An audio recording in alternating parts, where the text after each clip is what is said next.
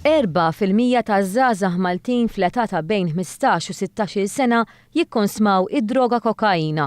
Dan ħareġ minn rapport taċ-Ċentru tal-Monitoraġġ dwar id-droga fl-Ewropa u li jevalwa l-użu ta' droga fis-sena 2011. Il-kokaina hija meqjusa fost l-aktar droga li tispiċċa tiffizzja lill-vittmi. B'kuntrast, ir-rata ta' adulti taħt l-64 sena li f'pajjiżna kkonsmaw din id-droga xi darba f'ħajjithom hija fost l-inqas fl-Ewropa. Fil-fatt b'0.4% huma biss l-adulti fir-Rumanija li rrappurtaw użu inqas ta' kokaina. Skont ir-rapport Ewropew, il-kokaina f'pajjiżna kienet l-inqas pura fis-suq Ewropew.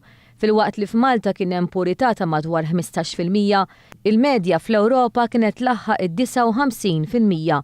L-ammont ta' żgħażagħ fl-istess etajiet li kkonsmaw l-ekstażi tal-età ta' 15 u 16 sena kien ta' 3%. Fil-waqt li 10% taż-żgħażagħ ta' bejn il-15 u 16 sena kkonsmaw id-droga kannabis. Min dan ir-rapport ħareġ li fl-2012 inqabdet aktar minn 11 miljun euro f'kokaina mill-awtoritajiet Maltin. Dan ifisser żieda konsiderevoli fuq is-sentejn ta' qabel. Għalkemm wieħed irid jinnota li dan in-numru huwa tant kbir għaliex dik is-sena kien hemm qabda kbira ta' droga kokaina. Din kienet saret fil-Freeport u l-kwantità kienet tlaħħaq il-140 kilo ta' droga. Din id-droga kienet se tintbagħat lejn il-Lebanon.